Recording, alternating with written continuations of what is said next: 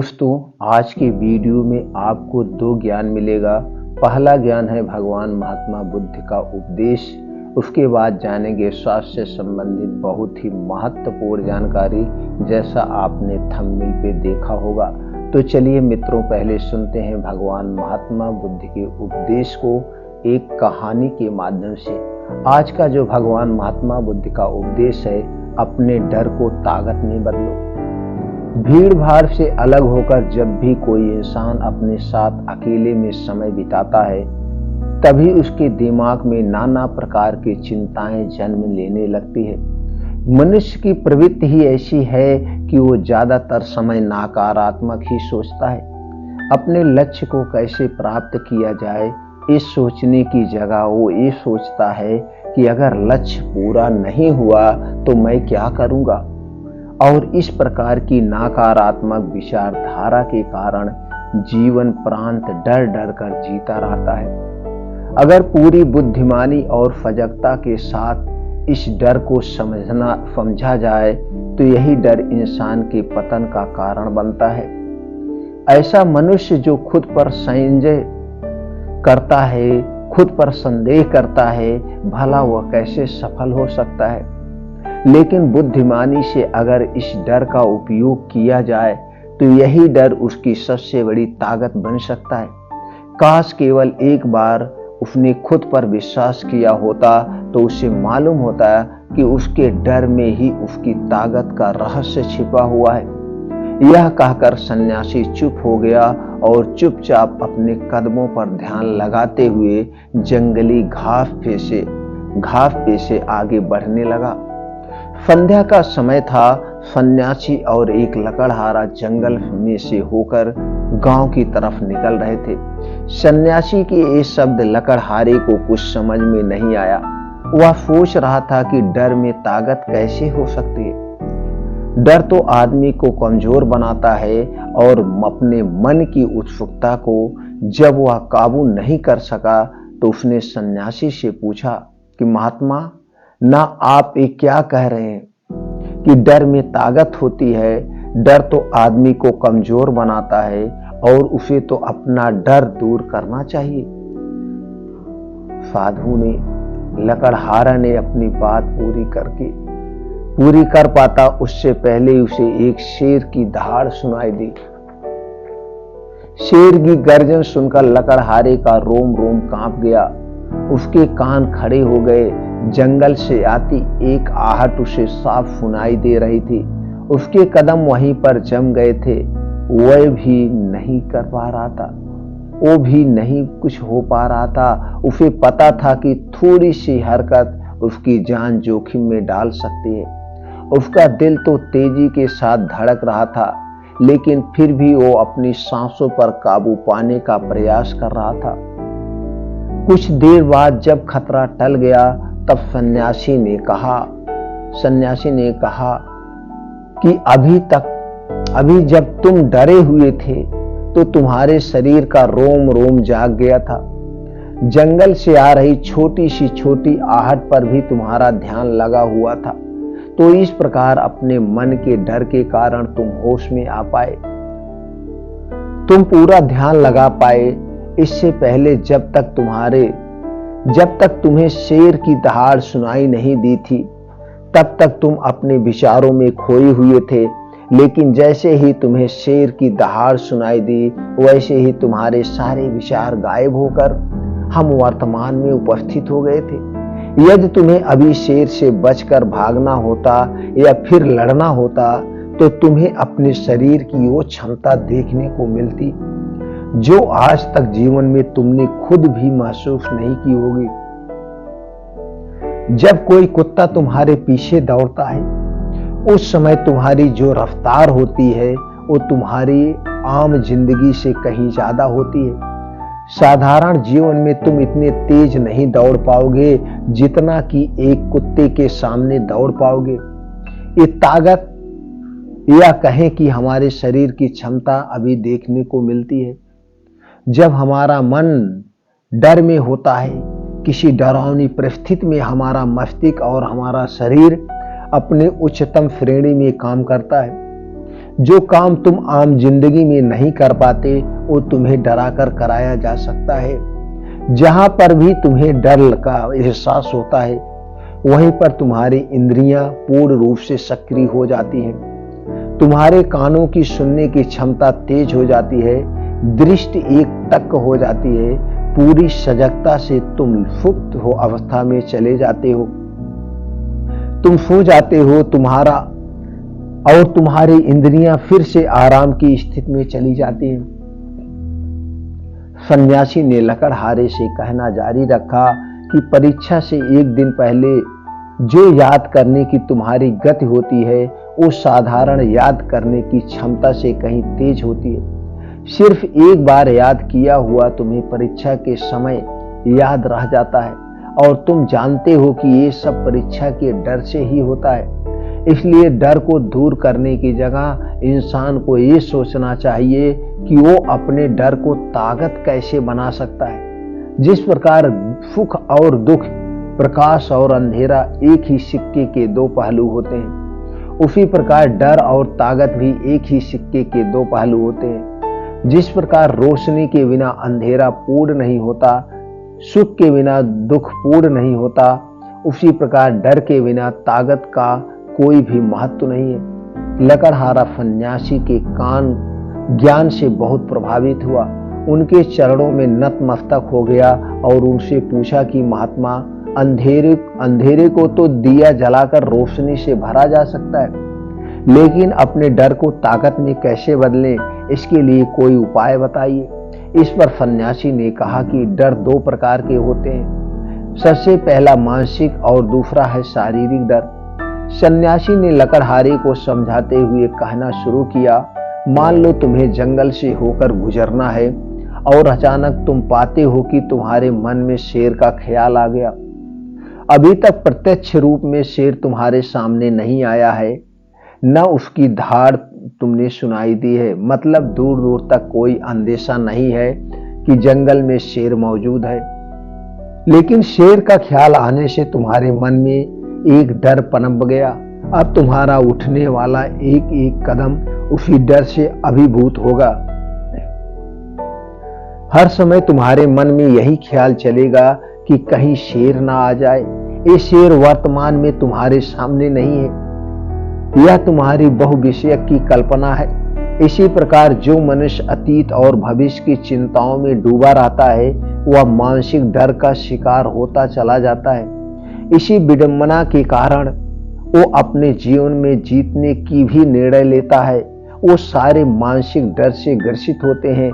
इसलिए ज्यादातर लोग पूर्ण रूप से अपने निर्णय पर भरोसा नहीं कर पाते हैं और यही निर्णय या फिर फैसले जो आधे मन से लिए जाते हैं मनुष्य के कार्य को पूरा नहीं होने देते हैं। लेकिन ये भी सत्य है कि मानसिक डर के कारण ही इंसान अपनी तैयारी पूरी करता है। अगर तुम्हारे मन में शेर का ख्याल नहीं आएगा तो तुम शेर से सुरक्षा के लिए कोई भी कदम नहीं उठाओगे। लेकिन अगर तुम्हें शेर का ख्याल आ गया तो तुम उससे सुरक्षा के लिए कोई ना कोई तरीका जरूर अपनाओगे। तो इसलिए मानसिक डर बेकार नहीं होता है। मानसिक डर बेकार नहीं होता, वो आपकी सुरक्षा की ओर और ज्यादा मजबूत भी करता है। लेकिन समस्या तब शुरू होती है जब आप चाहकर भी कुछ नहीं कर सकते हैं, लेकिन उसके बावजूद आप मानसिक डर झेल रहे होते हैं। उदाहरण के लिए कुछ मनुष्य हमेशा ये सोचते रहते हैं कि उन्हें कोई बीमारी ना हो जाए, कहीं उनके साथ कोई दुर्घटना ना घट जाए, कहीं उनके साथ कोई धोखा ना कर दे। लेकिन इन सब घटनाओं पर उनका कोई जोर नहीं होता है, ये उनके हाथ में नहीं होता है। अगर दुर्घटना होनी होगी तो होगी ही, अगर बीमारी होनी होगी तो होगी ही।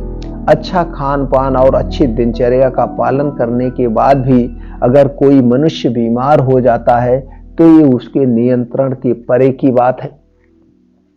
अपनी तरफ से अपनी पूरी कोशिश की और यही उसका कर्तव्य था। उसमें कोई मनुष्य क्या कर सकता है? जो घटनाएं इंसान की पहुंच के परे होती है वो उनसे भी परेशान होता रहता है। उनसे भी उनका मन घबराता रहता है और यही मानसिक डर उसके पतन का कारण बनता है। और यही मानसिक डर अगर सही तरीके से इस्तेमाल किया जाए तो मनुष्य समझदार और अनुभवी कहलाएगा। जो इंसान ये सोचता है कि कांटे सिर्फ दर्द देने के लिए ही बने हैं, वो ये भूल जाता है कि कांटे ही फूलों की रक्षा करते हैं। इसी प्रकार एक ज्ञानी मनुष्य किसी भी चीज का उपयोग अपने सकारात्मक तरीके से कर सकता है, लेकिन एक अज्ञानी मनुष्य अपनी अज्ञानतावश उन चीजों को भी छोड़ देता है जो उसके लिए उपयोगी होती है। विवेकशील मनुष्य फेंके गए पत्थरों का भी महल खड़ा कर लेता है, लेकिन एक वैज्ञानिक मनुष्य उन पत्थरों को दूसरों पर फेंकता रहता है। अगर किसी मनुष्य को अपने मानसिक डर को ताकत में बदलना है तो उसके कुछ नियम है, कुछ उपाय हैं। सबसे पहला उपाय अपने विचारों का नियंत्रण, अपने विचारों का निरीक्षण करना। अगर हम अपने जीवन में अपने विचारों का निरीक्षण करेंगे तो हम पाएंगे कि ज्यादातर विचार हमारे काल्पनिक होते हैं और इसीलिए जो डर उन विचारों के कारण पनपता है वो भी काल्पनिक होता है। ज्यादा सोचने वाले लोगों को जब सोचने के लिए कुछ नहीं मिलता तो वह निरर्थक बातों के बारे में सोचने लगते हैं और वो बेकार के विचार उसे तो परेशान करते ही हैं, साथ के साथ उसके परिजनों को, उसके सगे संबंधियों को भी परेशान करते हैं। इसलिए ज्यादा सोचने वाले लोगों को यह समझना चाहिए कि मन में उठ रहे तमाम विचारों में से काम के विचार कौन से हैं और बेकार के विचार कौन से हैं। जो निरर्थक विचार हों उन्हें दूर करते जाओ और जो सार्थक विचार हों उनको गहराई से सोचना शुरू करो, तभी तुम्हारी समस्याओं के, तुम्हारी उलझनों के उपाय निकलेंगे। मानसिक डर को दूर करने का दूसरा उपाय है उसका सामना करना। इसका मतलब यह नहीं है कि तुम शेर के सामने जाकर खड़े हो जाओ, बल्कि इसका मतलब यह है कि पूर्ण सुरक्षा के साथ तुम जंगल में जा रहे हो। यदि जंगल में जाना बहुत आवश्यक है तो तुम शेर के डर से अपने घर पर नहीं बैठ सकते हो। इसी प्रकार मनुष्य के जीवन में बहुत सारे डर होते हैं, जैसे कि परीक्षा का डर, लक्ष्य ना पाने का डर, झूठ बोलने का डर, सच से पता लग जाने का डर, अपनों को खो देने का डर, दुर्घटना हो जाने का डर। लेकिन जैसे जैसे समय के साथ इन डरों का सामना किया जाता है वैसे वैसे डर जीवन से दूर होते चले जाते हैं। अगर तुम इनसे बचने का प्रयास करते हो तो ये जीवन भर तुम्हें सताते रहते हैं। ये तभी दूर हो सकते हैं जब तुम इनका सामना करो। कुछ लोगों को जो दूसरों के सामने खुलकर बात करने में भी डर लगता है, ऐसे लोगों को अनजान लोगों से बात करनी चाहिए। जितना ही वो लोगों से बात करेंगे उतना ही उनके मन का डर दूर होता जाएगा। मानसिक डर को ताकत में बदलने का तीसरा उपाय है अपने डर को स्वीकार करना। अपने डर को स्वीकार करना। बहुत से लोग अपने जीवन में अपने डर को स्वीकार ही नहीं कर पाते हैं। अगर आप उनसे पूछेंगे कि उन्हें किस चीज से डर लगता है तो वह साफ इनकार कर देंगे कि उन्हें किसी चीज से कोई डर नहीं लगता है। लेकिन दूसरों की नजरों में ऊंचा उठने के लिए ये झूठ उन्हें बहुत महंगा पड़ता है। अगर वो अपने डर को स्वीकार करना नहीं सीखेंगे तो जीवन प्रयत्न उस डर से मुक्त नहीं हो पाएंगे। इसीलिए समझदारी इसी में है कि अपने डर को स्वीकार कर लिया जाए। अगर आपको किसी चीज से डर लगता है तो किसी से शर्म ना की जाए, झिझकने की जरूरत नहीं है। हर मनुष्य को, हर इंसान को किसी ना किसी चीज से डर लगता ही है और आप पाएंगे कि जैसे ही आप अपने डर को स्वीकार करते हैं वैसे ही आपका डर खत्म होना शुरू हो जाता है। और जितना ही आप अपने डर को छुपाने की कोशिश करेंगे आपका डर उतना ही मजबूत होता चला जाता है। ये सारे तरीके तुम्हारे मानसिक डर को दूर कर सकते हैं, लेकिन शारीरिक डर को दूर करने के लिए तुम्हें दूसरे तरीके अपनाने होंगे। सबसे पहले ये समझो कि शारीरिक डर कौन सा होता है। मान लो तुम किसी जंगल से गुजर रहे हो और अचानक तुम्हारे सामने शेर आ जाता है। तुमने पहले ही नहीं सोचा कि शेर तुम्हारे सामने आ सकता है, लेकिन जब वो तुम्हारे सामने आता है तो तुम्हारी सारी शारीरिक गतिविधि यह शिथिल हो जाती है, तुम्हारी सांसें अटक जाती है, मस्तिष्क काम करना बंद कर देता है और तुम्हारा दिल तेजी के साथ धड़कने लगता है। तो चलिए, जब बिन सोची बात हमारे साथ घटित होती है तो हमारा शरीर उस डर को महसूस कर पाता है और वही शारीरिक रिस्क का डर कहलाता है। ऐसे समय में शारीरिक डर को दूर करने के लिए कुछ उपाय हैं, कुछ तरीके हैं। सबसे पहला उपाय तो यही है कि अपने ऊपर संयम रखें। जब किसी मनुष्य के साथ बिन सोची बात घटती है तो सबसे पहले उसका संयम टूट जाता है और संयम टूटने के बाद उसका मस्तिष्क काम करना बंद कर देता है और इसी वजह से सोचने और समझने की प्रक्रिया भी रुक जाती है, क्योंकि हमारा शरीर उसी प्रकार कार्य करेगा। इस प्रकार हमारा मस्तिष्क उसे निर्देश देगा। अगर मस्तिष्क की सोचने समझने की शक्ति खत्म हो गई हो तो हमारा शरीर भी शिथिल हो जाता है। तो इसीलिए अगर कठिन समय में मनुष्य अपने डर के अपने ऊपर संयम रखता है तो उसका मस्तिष्क सही तरीके से काम करता है और वो सही निर्णय लेकर उस परिस्थिति से तत्काल बाहर आ सकता है। यहाँ पर दूसरा उपाय समझने का ये है कि जीवन में कुछ भी घटित हो सकता है। जीवन बड़ा चमत्कारी होता है, वो हमारी सोच के अनुरूप नहीं चलता है, बल्कि उसमें कुछ भी हो सकता है और यही जीवन की खूबसूरती होती है। अगर आपको आज ही पता चल जाए कि आने वाले 10 साल तक आप क्या कर पाएंगे तो आपके जीवन में ये रुचि खत्म हो जाएगी। लेकिन अगर जीवन एक रहस्यमय किताब की तरह बना रहेगा तो आप अपने जीवन के कभी नहीं थकेंगे। आपका जीवन आपको आश्चर्यचकित करता रहेगा। इसीलिए यह समझो कि जीवन में जो भी घटित हो सकता है तुम्हारी सोच से परे भी घटित हो सकता है। इसलिए कुछ ऐसी चीजें हैं, अनुमान मत लगाना। किसी सोच को लेकर सन्यासी ने अपनी बात खत्म करते हुए कहा कि इन तरीकों से तुम अपने मानसिक और शारीरिक डर को दूर कर सकते हो और आनंद से भरा जीवन जी सकते हो।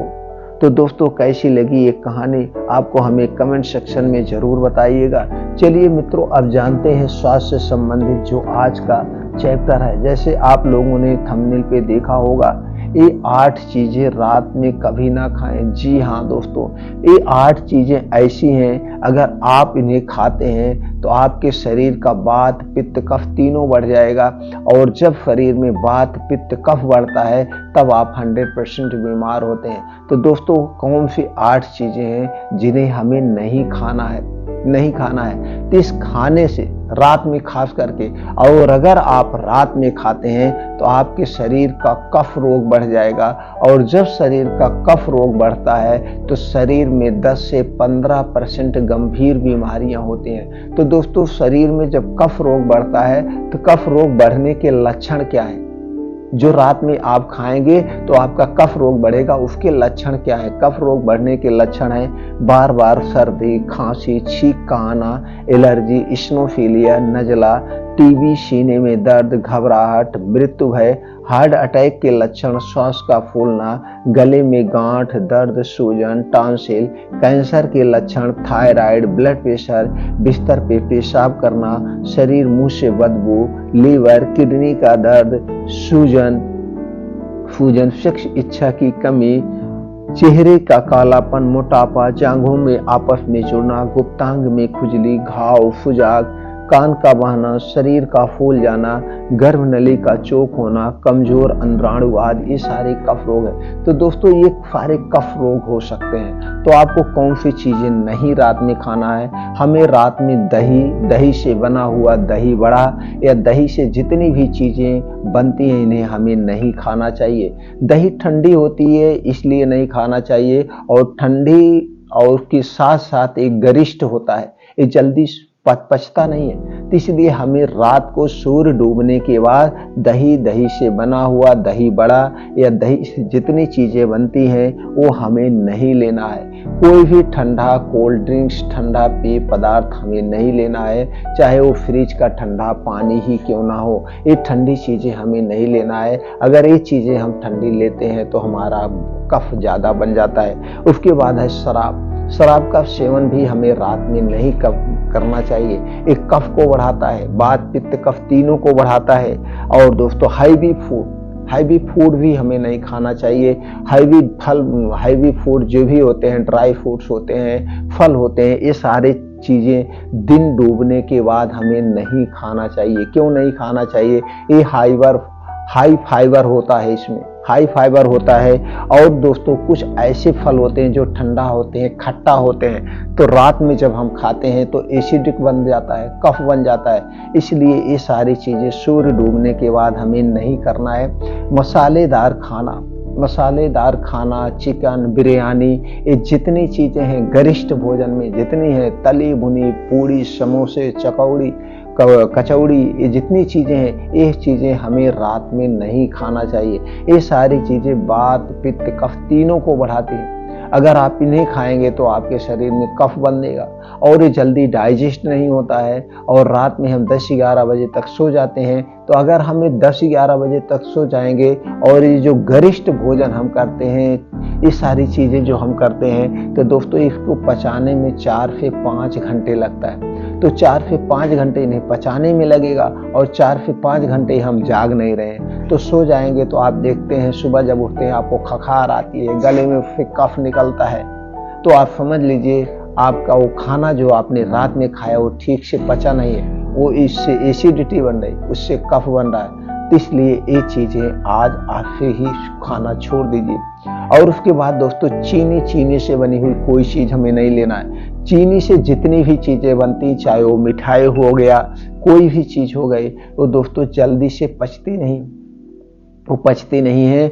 चीनी से बनी हुई चीज को पचाने में 6 से 7 घंटा लगता है। तो इसलिए एसिड बनेगी, आपके गले में कफ बनेगा, खखार टाइप आएगी। तो इसलिए चीनी से बनी हुई कोई भी चीज हमें नहीं लेना है। और दोस्तों ये सब जो चीनी से बनती है, आइसक्रीम बनती है, ठंडी होती है, मिठाइयाँ बनती है, क्या होती है, सारी चीजें हमें नहीं लेना है, जल्दी पचती नहीं है, तो इनका आप त्याग कर लीजिए।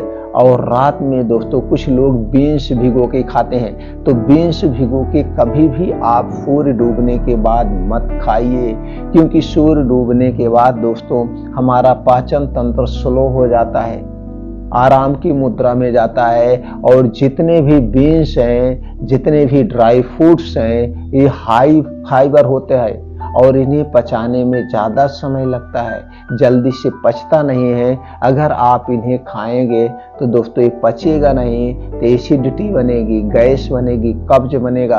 तो जब पेट में गैस, कब्ज, एसिडिटी बनेगा तो जो कुछ भी आप खाते हैं वो ठीक से पचेगा नहीं। और जब पचेगा नहीं तो पेट से संबंधित जो 15 से 20% बीमारियां होती हैं उनके आप शिकार हो जाएंगे। तो इसलिए रात में ये सारी चीजें नहीं खाना चाहिए। रात में हमें सुपाच्य खाना खाना चाहिए, वो भी सूर्य डूबने के 40 मिनट पहले जो कुछ भी खा लें जिससे वो पच जाए। और रात का खाना ऐसे खाएं जैसे हमने खाया ही नहीं है।